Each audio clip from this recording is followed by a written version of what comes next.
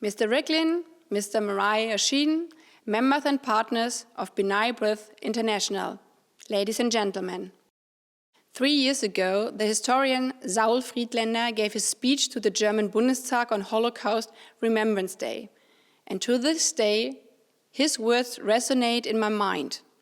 In the speech, he recounts how his family fled across Europe from the Nazis. At some point, his parents considered the journey too dangerous for their son, who was then only 9 years old. They decided to hide him in a boarding school, alone. Describing the moment they separated, Friedländer thought back to his mother and father. What were they feeling when they saw their little son fighting to stay with them, and then being taken away? At this point, many in the chamber, including myself, had tears in their eyes. I was thinking of my own daughters, 6 and 10 years old. How would I have felt leaving them as a mother behind? The truth is, for someone like me, born in 1980 and living in today's Germany, this question is beyond imagination. I cannot claim to understand the horror and the pain experienced by Friedländer's parents, or by himself, or by so many other victims of the Holocaust. Friedländer's speech therefore made one thing clear to me. If we want to keep the memory of the Shoah alive in the future, we have to adapt to a new era. An era in which most people lack the experience or connections to the past to imagine how it was to live through Nazism, the Second World War, and the Holocaust. At the same time, this task is crucial. We have to make sure that we never forget. We owe this to 6 million Jewish men, women, and children murdered in the Holocaust, and all the others targeted by the Nazis. We have a moral obligation to remember them and their lives. But we also must not forget, in order to safeguard the future of the European democracy and of our European peace project. After 1945, our liberal democracies and European integration were created in response to the Second World War and the Holocaust. Their existence is tied to the awareness of our dark past. I quote, "If in years to come we are to remember why it seemed so important to build a certain sort of Europe out of the crematoria of Auschwitz, only history can help us." Quote end. This Tony Judd wrote as a historian. This is particularly true for Germany. Never again is a principle on which we rebuild our country in the post-war decades. And this principle remains at the heart of our national identity. Ladies and gentlemen, for these reasons, the new German government is firmly committed to preserving the memory of the Holocaust, today and in the future. We will shoulder our responsibilities and we will keep facing our past. This is why we are continuing our Holocaust remembrance work. We are supporting new Holocaust museums, for example, in Amsterdam and Thessaloniki.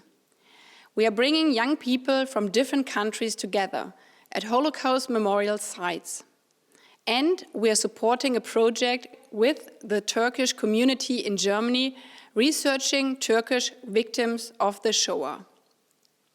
We are also stepping up the fight against anti-Semitism and Holocaust distortion, both at home and abroad. Today, Germany is once more home to 200,000 Jews, and the Jewish community is an integral part of our society. But things are far from perfect. The publicist Marina Weisband has described Jewish life in Germany as ambivalent, full of community and solidarity, full of fear and frustration. As German Foreign Minister and as a German citizen, I am ashamed by the rise of anti-Semitism in my country.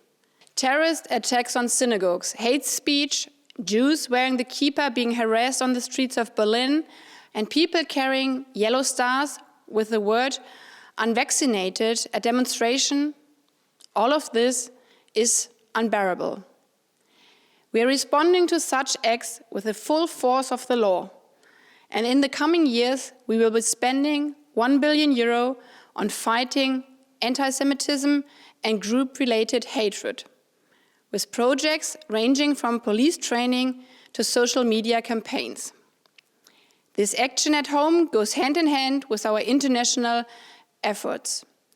In the International Holocaust Remembrance Alliance, we will continue working through the Global Task Force Against Holocaust Distortion. And at the United Nations, Israel and Germany tabled a resolution on Holocaust denial and distortion, which the General Assembly adopted a few days ago. We need partners like you who are doing remarkable work to support Jews around the world. Joint initiatives testify to our close friendship with Israel. For the new German government, the security of Israel is and will remain inherent to our reason of state. We speak out against unfounded criticism and hate against Israel. We support the normalization agreements between Israel and Arab states, just as we advocate cooperation between Israel and Palestinians. We believe that a negotiated two-state solution provides the best prospects for both sides to live peacefully side by side.